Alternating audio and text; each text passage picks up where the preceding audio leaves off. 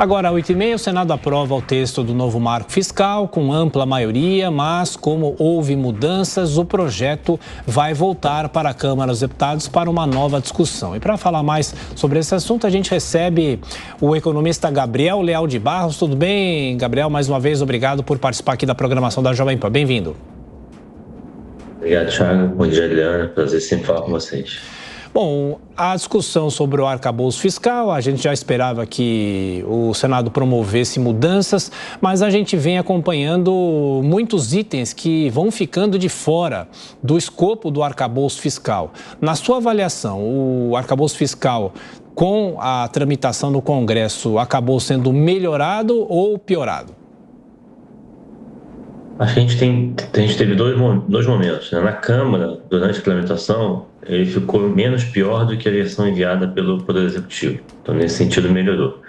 Mas a recente mudança que foi feita no Senado tornou a piorar a versão da proposta, porque foram retiradas importantes despesas, né, do limite de gastos.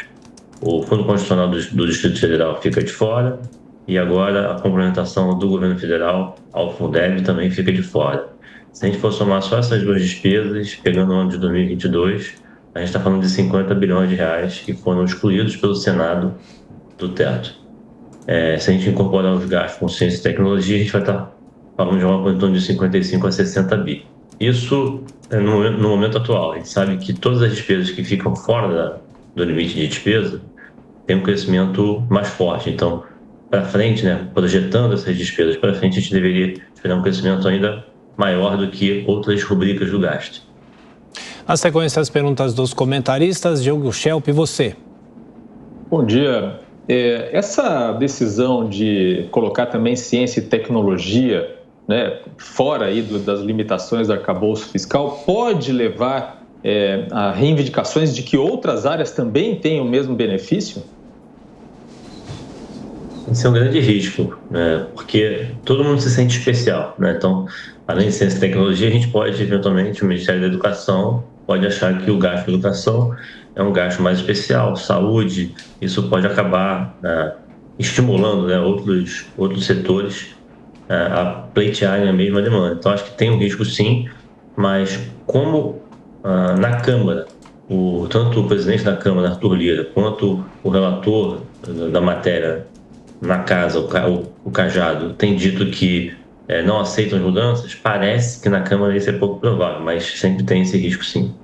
Luiz Felipe Dávila. Bom dia, Gabriel. O Senado parece que não aprende a lição, né? Que não existe regra que estabiliza a dívida e dá permissão para gastar. Parece que essa obviedade não existe no Senado Federal, né? Mas, voltando aqui, você acha que esse arcabouço fiscal voltar à Câmara, ser vetado isso, dará ao mercado o conforto de que o Brasil tem realmente um arcabouço fiscal para estabilizar a relação da dívida PIB?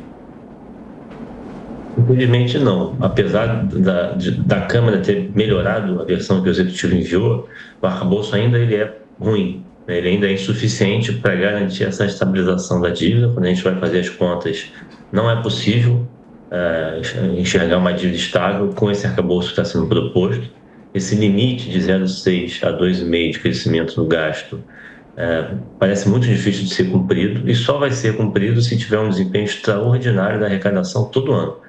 Essa estimativa de que a receita tem que crescer pelo menos 150 bilhões de reais todo ano para que o governo consiga cumprir esse arcabouço que está sendo colocado. Então, a minha leitura é de que o arcabouço ele não é crível e não é sólido, e nesse sentido é insuficiente, inclusive para o Banco Central, como sinalização, que o Haddad tem feito muito, tem usado muito o avanço do arcabouço para forçar o Banco Central a cortar juros. Eu entendo que o arcabouço ele não é sólido, não é crível, portanto é insuficiente, não só para a estabilidade da dívida, mas também para ajudar o Banco Central nesse processo de redução de juros. Cristiano Beraldo. Bom dia, Gabriel. A gente ouviu há pouco aqui no Jornal da Manhã um senador dizendo que o arcabouço fiscal dá estabilidade jurídica, segurança jurídica, que vai trazer de volta investimentos. De outro lado, a gente vê o governo com esse pepino de aumentar a arrecadação, falando em tributar o PIX, né, que é diferente da tarifação, mas realmente criar um tributo para trazer para dentro do sistema de arrecadação pessoas que hoje não arrecadam, se referindo essencialmente aos mais pobres, sobretudo. O mercado, de fato, tem alguma visão positiva em relação ao governo? Quer dizer, há uma visão de que ainda tem um caminho a ser explorado ou realmente a cautela é total e a gente vai ter muita dificuldade em trazer esses investimentos? Que o mercado ele olhou para o arcabouço e viu, olha, 2,5% de crescimento real da despesa, se para um governo do PT, não parece tão ruim assim, porque uma parte do mercado fez essa leitura, não é uma leitura consensual. Porque nos governos do PT a gente viu a despesa crescendo 6% acima da inflação, o máximo que está sendo proposto é de 2,5% agora, com esse arcabouço. Se for cumprido, eu não acredito que será cumprido, mas uma parte do mercado fez essa leitura, 2,5% é menor do que 6%, é ruim, pero não útil. Então, parte do mercado tentou fazer essa leitura mais otimista do arcabouço, atribuindo a esse conjunto de regras que o governo está propondo como, para um governo do PT, é melhor do que não ter regra nenhuma, o que é um raciocínio, na minha opinião, um pouco medíocre, né? Porque a gente sabe que não tem nenhum ajuste pelo lado da despesa nesse arcabouço, né? Todo o ajuste que está sendo feito nessa proposta é em cima de carga tributária, né? A carga tributária vai precisar aumentar sistematicamente para que esse arcabouço fique de pé. Então, apesar de parte do mercado ter feito essa leitura, eu acho muito difícil de sustentar, porque não tem absolutamente nada de ajuste pelo lado da despesa, apesar da gente ter várias medidas potenciais que dariam uma economia de pelo menos 700 bilhões de reais em 10 anos. Então, acho que o mercado está um pouco dividido, tem uma parte do mercado que, de fato, está tentando olhar o copo meio cheio desse arcabouço, mas eu acho que a parte majoritária avalia o arcabouço como não crível, né, que mais daqui a pouco, mais para frente, provavelmente, eu imagino que em setembro, depois que o Banco Central iniciar o processo de redução de juros, eu imagino que o Haddad vai chegar para o mercado e vai dizer: olha, veja bem, eu vou precisar rever as metas de déficit primário. As metas de déficit que o Haddad anunciou, elas não são factíveis, né? Tem que ter um choque extraordinário de receita que está difícil de vislumbrar para que elas sejam cumpridas. Então, acho que ele vai acabar revisando para pior as metas de déficit primário.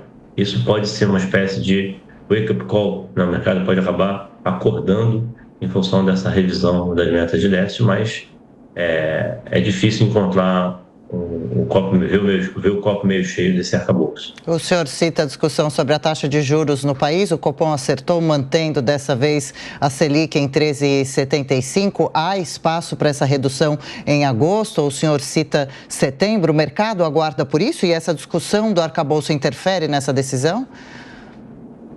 A discussão do arcabouço interfere bastante.